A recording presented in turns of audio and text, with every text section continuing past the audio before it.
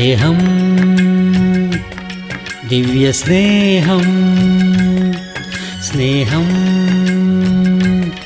ദിവ്യസ്നേഹം. ഇവിടെ എലീശ പ്രവാചകന്റെ അടുത്ത് പ്രവാചക ശിഷ്യന്റെ ഭാര്യ വന്ന് പറയുകയാണ്, എന്റെ ഭർത്താവ് മരിച്ചുപോകുകയുണ്ടായി, ഇപ്പോൾ കടക്കാർ വന്നിട്ട് എന്റെ കുഞ്ഞുങ്ങളെ പിടിച്ചുകൊണ്ടുപോകാൻ തുടങ്ങുന്നു എന്ന് പരാതിപ്പെടുന്നു. അദ്ദേഹം പ്രവാചകനാണ്, അദ്ദേഹം നല്ല ശിഷ്യനാണ്. പിന്നെ എന്തുകൊണ്ടാണ് അയാൾ പെട്ടെന്ന് മരിച്ചു പോകാനിടയായത്? അയാളുടെ ഭാര്യ വിധവയായി മാറി, അവരുടെ മക്കൾക്ക് ആശ്രയമില്ലാത്തവരായി മാറി. അയാൾ കടം മേടിച്ചത് കാരണം കടക്കാർ വന്നിട്ടിപ്പോൾ മക്കളെ പിടിച്ചുകൊണ്ടുപോകാൻ തുടങ്ങുന്നു. ഒരു നിമിഷം നിങ്ങൾ ആലോചിക്കൂ, ദൈവത്തിന്റെ മക്കൾ ദൈവത്തിന്റെ കയ്യിൽ അനുഗ്രഹിക്കപ്പെടും. അനുഗ്രഹിക്കപ്പെട്ട ശേഷം നമ്മിൽ അനേകം ആളുകൾ ദൈവത്തെ മറന്നുപോകുന്നു. ദൈവത്താൽ അനുഗ്രഹിക്കപ്പെട്ട ശേഷം ദൈവത്തെ നാം മറന്നു പോവുകയാണെങ്കിൽ അതിൻ്റെ പര്യവസാനം വളരെ ഭീകരകരം ആയിരിക്കും.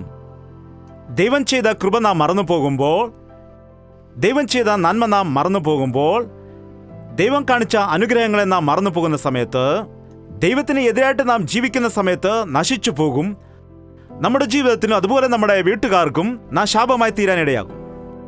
അനേക സന്ദർഭങ്ങളിലും ഇതുപോലുള്ള സഭകളിൽ വരുന്ന ആളുകൾ 99% പ്രയാസത്തിലുള്ളവർ, ബുദ്ധിമുട്ടിലുള്ളവർ, കടത്തിലായിരിക്കുന്നവർ, ദുഃഖത്തിലായിരിക്കുന്നവർ, പ്രശ്നങ്ങളിലായിരിക്കുന്നവർ, പ്രതികൂലത്തിലായിരിക്കുന്നവരായിരിക്കും വരുന്നത്. എന്താണ് കർത്താവേ, ആരും എൻ്റെ ജീവിതത്തിൽ നല്ലതാണെന്ന് പറയുന്നവരില്ല, ദൈവം എൻ്റെ ജീവിതത്തിൽ അനുഗ്രഹ കാര്യങ്ങൾ ചെയ്തു എന്ന് പറയുന്നവരില്ല.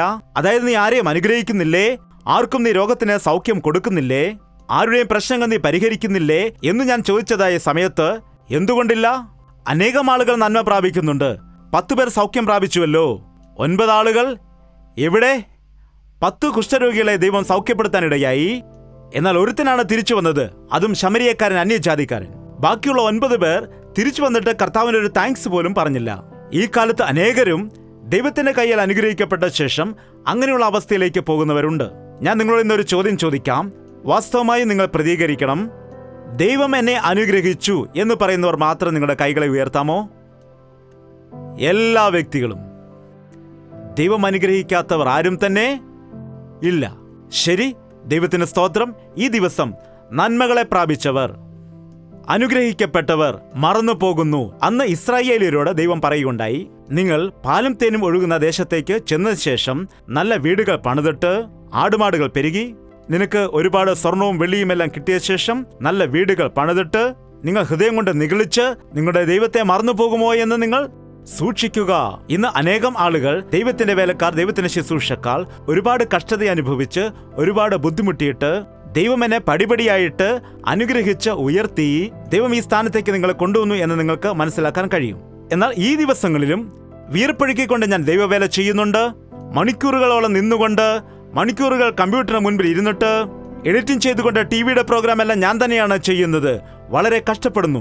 എന്നാൽ അനേകം ആളുകളും ഇന്ന് എനിക്ക് ഉപദേശം നൽകാറുണ്ട്, ദേവദാസ, അങ്ങ് പ്രായമായി പോവുകയല്ലേ, അങ്ങയുടെ വയസ്സ് കൂടിപ്പോയിട്ടില്ലേ, ഇനി റെസ്റ്റ് എടുത്തുകൊള്ളൂ എന്ന് എന്നോട് ഉപദേശിക്കാറുണ്ട്. എൻ്റെ ശരീരം എന്നോട് സഹകരിക്കുന്നില്ല, ശരിയാണ്.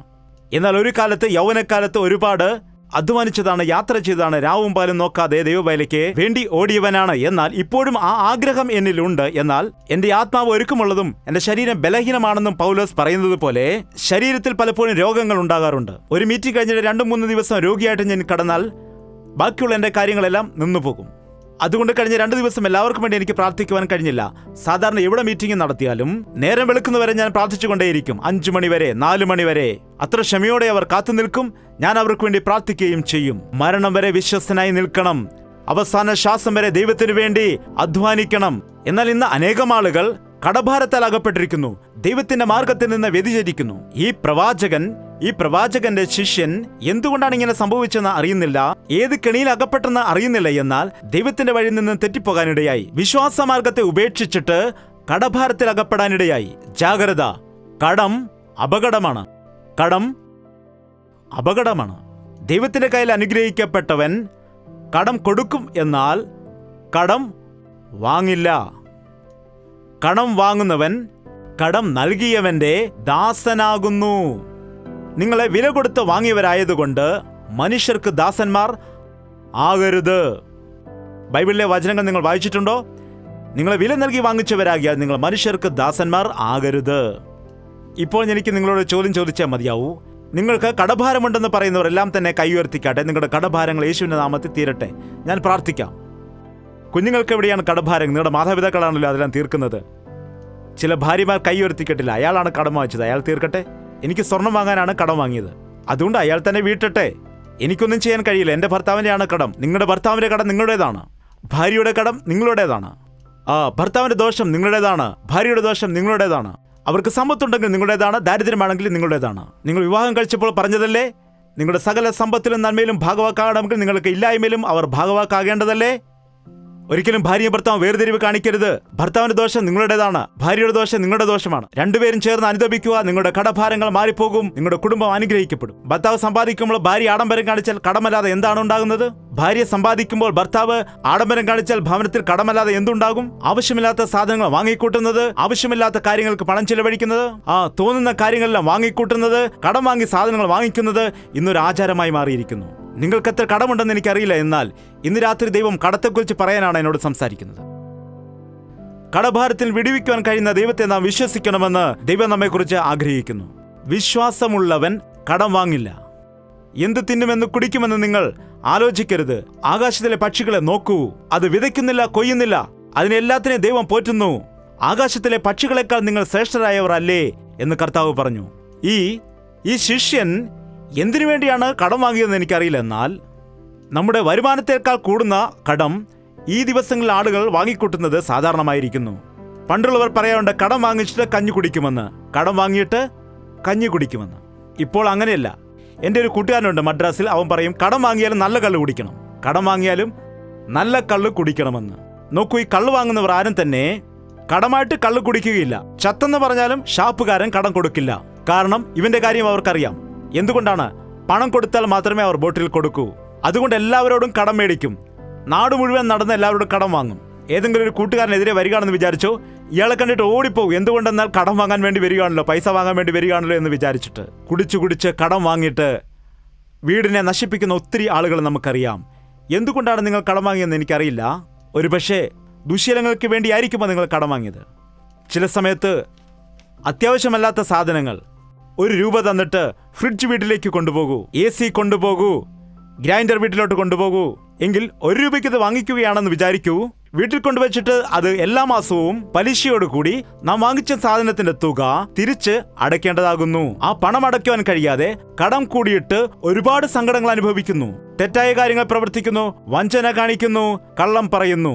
പണം വളരെ അപകടകരമായിരിക്കുന്നു. പണത്തിന് വേണ്ടി നിങ്ങൾ ഓടരുത്. പണം നല്ല ഒരു സേവകനാണ്, എന്നാൽ അവൻ ചീത്ത യജമാനനാണ്. അവന് നീ അധികാരം കൊടുത്താൽ നിന്റെ തലയ്ക്ക് പിടിച്ചവൻ കറക്കും. പണത്തിന്റെ വിഷയത്തിൽ കൊല്ലുവാനും ആരും മടി കാണിക്കുകയില്ല. ആ പണത്തിനു വേണ്ടി മനസ്സാക്ഷിയെ മനുഷ്യൻ മരവിപ്പിക്കുന്നു. ആ പണത്തിനു വേണ്ടി എത്രയോ തെറ്റായ കാര്യങ്ങൾ ചെയ്ത് തങ്ങളുടെ ജീവിതത്തെയും കുടുംബത്തെയും നശിപ്പിക്കുന്നുണ്ട്. ശ്രദ്ധിക്കൂ, കടം വാങ്ങരുത്. കടം വാങ്ങില്ല എന്നൊരു തീരുമാനമെടുക്കുക. നിങ്ങൾ എന്തിനു കടം വാങ്ങിയെന്നറിയില്ല. ആഡംബര കാര്യങ്ങൾക്ക് വേണ്ടിയായിരിക്കാം. നാളേക്ക് ആവശ്യമുള്ള കാര്യങ്ങളെ ഇന്ന് തന്നെ വാങ്ങിച്ചു വെക്കുന്നവൻ കടം വാങ്ങുന്നുണ്ട്. ഈ ക്രെഡിറ്റ് കാർഡിന്റെ ഒരു പ്രശ്നം അതാണ്. അത്ര അത്യാവശ്യമില്ലാത്ത കാര്യങ്ങളെ അഡ്വാൻസ് ആയിട്ട് വാങ്ങിച്ചു വെച്ചിട്ട് ആ കടം തീർക്കുവാൻ കഴിയാതെ, പണം അടയ്ക്കുവാൻ കഴിയാതെ വിഷമിക്കുന്നത് ഈ ലോകത്തിൽ സർവ്വസാധാരണമായി മാറിയിരിക്കുകയാണ്. കടം വാങ്ങുന്നവൻ അവിശ്വാസി. പലപ്പോഴും പറയാറുണ്ട്, ഒരുവനോട് ചോദിച്ചു എന്തുകൊണ്ടാണ് കടം വാങ്ങിയത്. ഒരു യൗവനക്കാരൻ വന്ന് പ്രാർത്ഥിക്കാൻ അപേക്ഷിച്ചപ്പോൾ കടഭാരത്തിന് വേണ്ടി, അപ്പോൾ ഞാൻ കോപത്തോടുകൂടി ചോദിച്ചപ്പോൾ അവന്റെ മറുപടി കേട്ട് ഞാൻ ഒരുപാട് വിഷമിച്ചു. എന്തുകൊണ്ട് കടമുണ്ടായെന്ന് ചോദിച്ചു. പറഞ്ഞു, എൻ്റെ പിതാവിന് ആക്സിഡന്റ് ഉണ്ടായി. ആ കാലിന്റെ ചികിത്സ ചെയ്യുന്നതിന് വേണ്ടി 5 ലക്ഷം രൂപ ചിലവായി. ഹോസ്പിറ്റലിൽ അഡ്മിറ്റായി പോകാനിടയായി. ഹോസ്പിറ്റൽ എല്ലാത്തിനും പണം കെട്ടി വീട്ടിലുള്ള കാര്യങ്ങളെല്ലാം തന്നെ വിൽക്കാനിടയായി. ഒരുപാട് കടം വാങ്ങിച്ചിട്ട് ഇപ്പോഴും എൻ്റെ പിതാവിന് നടക്കാൻ കഴിയുന്നില്ല. ഇപ്പോഴും കിടക്കമേൽ തന്നെയാണ്.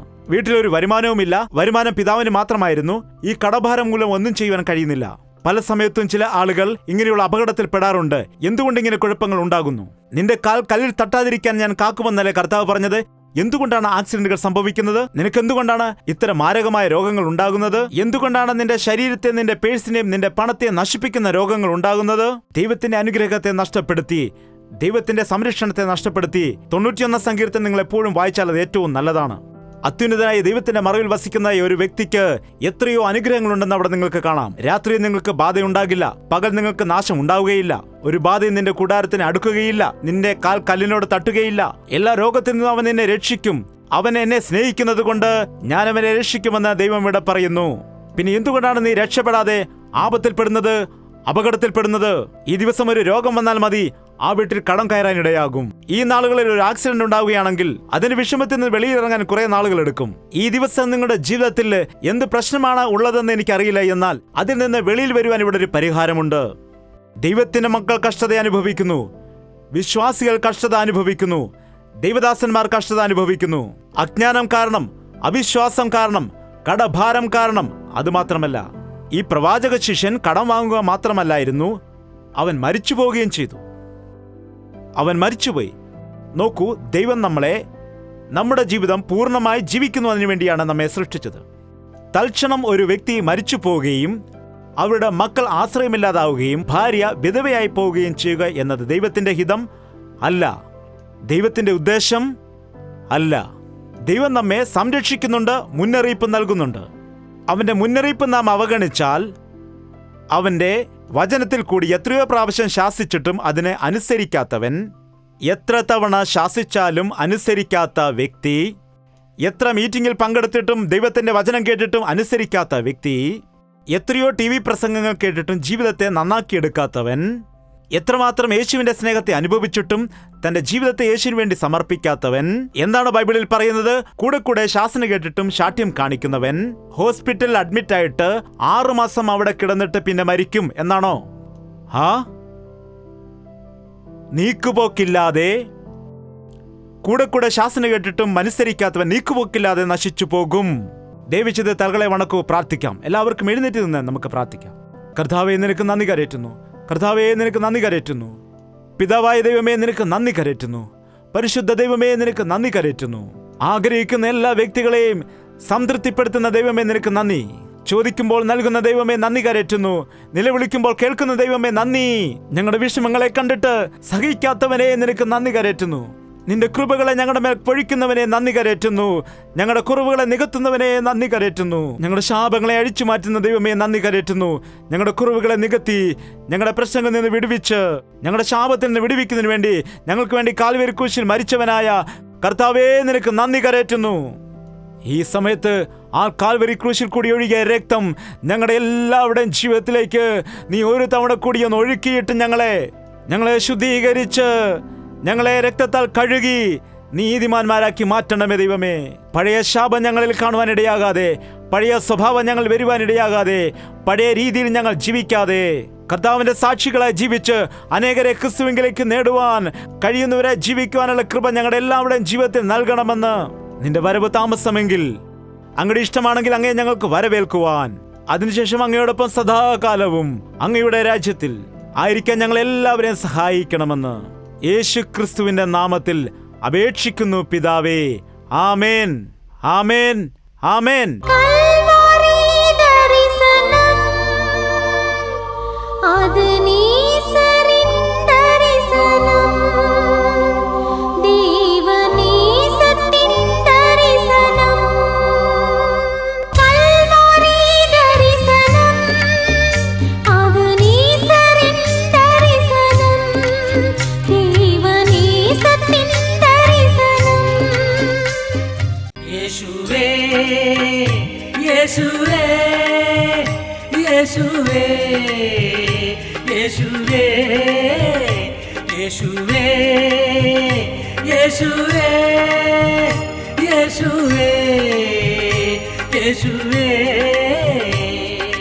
നിന്നെ നിന്നെ എന്നും ഞാൻ സേവിക്കും, നീ മാത്രം രാജാവെന്നും. നിന്നെ നിന്നെ എന്നും ഞാൻ സേവിക്കും, നീ മാത്രം രാജാവെന്നും. യേശുവേ, യേശുവേ, യേശുവേ, യേശുവേ, യേശുവേ, യേശുവേ, യേശുവേ, യേശുവേ, യേശുവേ, യേശുവേ, യേശുവേ, യേശുവേ, യേശുവേ യേശുവേ യേശുവേ